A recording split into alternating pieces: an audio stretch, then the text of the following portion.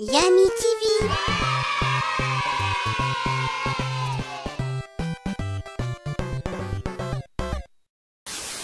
Vous connaissez Infogrames, son petit logo tatou, probablement si vous faites partie de la génération des 20 à 30 ans, connu pour avoir développé des licences de jeux animés, des antennes francophones, comme Tintin, Spirou, les Schtroumpfs, Astérix. Des jeux très beaux graphiquement, mais d'un souci de gameplay trop challenger pour les enfants. Savez-vous que cette entreprise cache des petites anecdotes et des petits secrets pas forcément connus, et c'est pourquoi Yamicon vous accueille sur cette nouvelle vidéo. Alors déjà, petit secret tout simple, avant que Infogrames s'appelle Infogrames, il fallait choisir un nom pour la société. Et c'est donc Zippo System qui est déjà prononcé. Seulement celui-ci est refusé de par les conseillers juridiques. Et grâce à cette image, je vous laisse deviner pourquoi.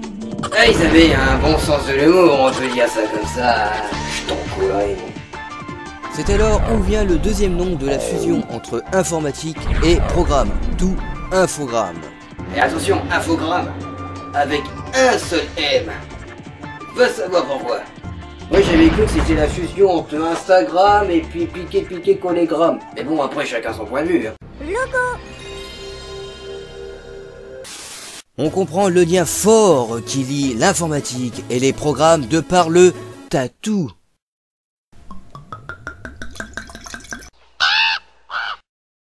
Mais vous savez pas lire ou quoi? Il y en a qui bossent. Vous voyez un lien? Pour vous rassurer, il n'y en a pas. En fait, le tatou est un animal robuste pouvant résister à de nombreux changements. Pratiquement dit increvable. Comme les jeux Infogrames, tu me diras. Infolie. Autant que l'on a bien compris le mélange entre informatique et programme, autant d'avoir un autre vrai lien avec l'informatique. Et c'est là où la participation du potentiel fondateur de la société, Infogrames, qui, je rappelle, est donc Bruno Bonnel, qui crée alors avec Christophe Sapé, le deuxième accès à Internet appelé Infony, fournisseur d'accès Internet francophone. Atari. La société prend alors le nom d'Atari en 2009, qui avait déjà acheté la société. Enfin, pas tout à fait. Puisque Infogrames n'a pas racheté directement Atari, qui est donc une société américaine, mais a acheté Hasbro Interactive en 2001. La société qui a elle-même acheté Atari. Mais pas seulement, il y a aussi Macroprose et Avalon Hill, en possession de Hasbro Interactive. Toutefois, la société Infogrames est très peu connue de la région américaine, et c'est pourquoi il est baptisé Atari aux USA. En bref, si vous voulez savoir qui a acheté qui a acheté quoi, et à quelle heure, eh ben ça sera sans moi. Et pourquoi ça? Parce que c'est une très bonne raison, tout simplement. Mais bon, je vais vous faire plaisir quand même. Salut, c'est l'heure de l'info-rap. On va chanter tous les achats d'Infogrames. Vous êtes prêts? On y va!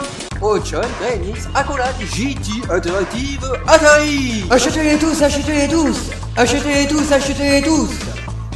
Achetez-les tous, les entreprises de développement! Il y en a plus de 1000 à acheter. Devenir le maître développeur, c'est ta destinée! Bien, on y va pour la suite, pas le temps de souffler! On y va! Eden Game, Parodams, Avalon, Hasbro, Interactive, Macroprose, Shiny Entertainment! Achetez-les tous, achetez-les tous! Achetez-les tous, achetez-les tous! Achetez-les tous, les entreprises de développement! Il y en a plus de 1000 à acheter. Devenir le maître développeur, c'est ta destinée! Bien, excellent. On se la refait en entière, vous voulez bien? Soyez prêts. Action. Ochon, Gremlins, Accolade, JT Interactive, Atari, Parodiam, Hasbro Interactive. Little Game, Avalon, Shiny Entertainment, Macroprose.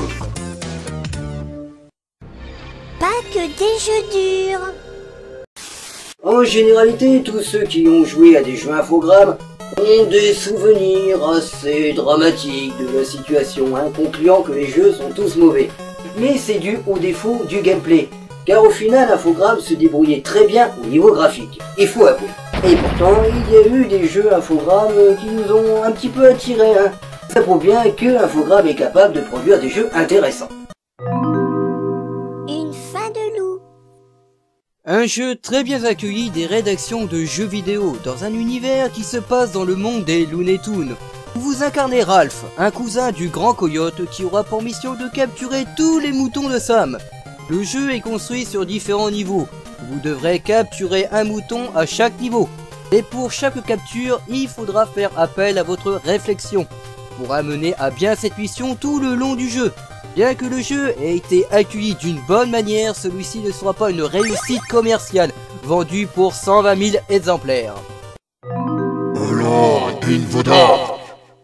Un autre jeu sorti en 1992 de type Aventure Survival Horror, étant déclaré le premier jeu Survival Horror, qui n'est pas tout à fait le premier. En 1989 est sorti Sweet Ham, mais celui-ci ne possède pas les nombreux concepts d'un Survival Horror, contrairement à Alone in the Dark, qui sera le père du Survival Horror, que l'on connaît aujourd'hui.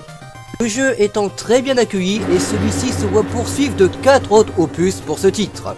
Le chef d'Infogrames. Il faut bien quelqu'un pour diriger une si grande société, et c'est donc Bruno Bonnell qui en est le créateur. Mais ce cher directeur d'entreprise s'est retiré de la direction, afin de continuer un autre rêve. Celui de gérer la robotique, et confiera alors les rênes d'Infogrames, son entreprise, alors à Patrick Leleu, qui cédera également sa place 8 mois après à l'américain David Garner. Voilà pour Infogrames. Pour Monsieur Bonnell, il rachète la société Robopoly et se penche sur la réalisation de robots à usage domestique, ludique et éducatif.